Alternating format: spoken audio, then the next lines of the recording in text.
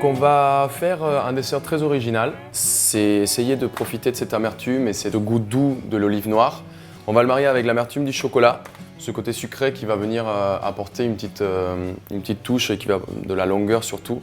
On va travailler les fruits pour essayer d'avoir l'apport santé, ce côté sucré sans un excès de calories. On va avoir besoin d'un petit peu de lait. On va faire une petite ganache à l'olive. À la place de mettre de la crème, on va faire au lait, donc pour que ça soit beaucoup moins gras. On aura besoin d'un peu de tapenade, un peu de farine, un peu de sucre pour faire un petit crumble. On va faire un crumble à l'olive et quelques olives hachées qu'on va confire à l'huile d'olive et avec du sucre. Pour commencer, ce qu'on va faire, c'est qu'on va mélanger dans un batteur, dans un bas mix, ou sinon on peut le faire à la main, l'huile d'olive, la farine et le sucre.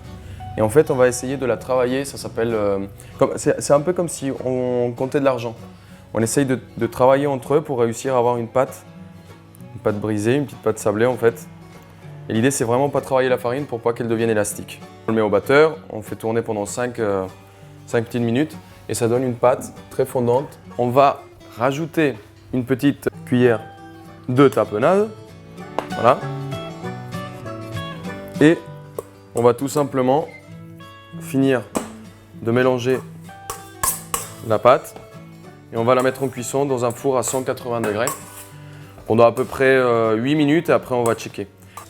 On va étaler notre crumble avec un film, on va l'aplatir. C'est intéressant après au niveau visuel si on a les différentes couleurs.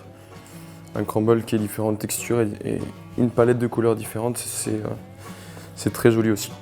Voilà, on l'étale, on laisse reposer 15 minutes au frigo et on le sortira tout à l'heure pour le cuire. On fait bouillir le lait, une petite ébullition et on va rajouter le lait sur le chocolat et on va mixer. Donc le lait va venir fondre le chocolat. Pour parfumer légèrement, on va renforcer avec une petite cuillère à soupe d'huile d'olive.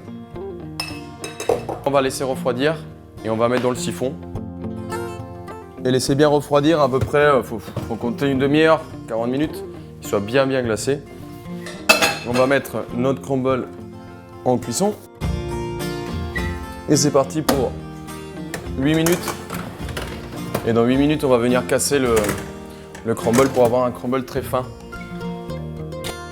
Donc pour nos fraises, on va venir juste couper le verre de la fraise. On va les tailler en 4. Là, on est en pleine saison, c'est super bon pour la santé. On va essayer de jouer un petit peu avec les textures et avec les taillages. Là, je découpe dans l'autre sens. Faire des petites escalopes de fraises. On va les mariner avec une petite cuillère d'huile d'olive. Le chocolat va apporter le sucré, la fraise est déjà… Ils ont pris assez de soleil, donc elles sont déjà assez sucrées. On va juste rajouter quelques petits grains de poivre concassés. Donc un petit peu de poivre mignonnette. Ça se marie très bien avec l'olive, très bien avec le chocolat. On pourrait aussi jouer avec des herbes un peu de campagne, de Provence, un peu de romarin, un peu de thym. On va venir voir notre crumble. Et là, ce qu'on va faire, c'est qu'on va le casser pour qu'il cuise bien partout. Il y a les bords qui vont cuire un peu plus vite que l'intérieur, donc il faut vraiment le mélanger pour avoir une cuisson homogène. Ça repart, on en a pour 4 ou 5 minutes de plus et ça va être bon.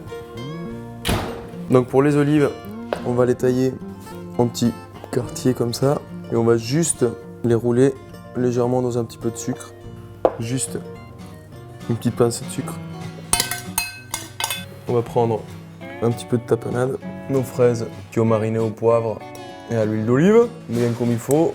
Poivre mignonnette avec un sarawak ou un petit poivre malabar, ça fonctionne très bien. Notre crumble à la tapenade et à l'huile d'olive. Quelques petites olives au sucre.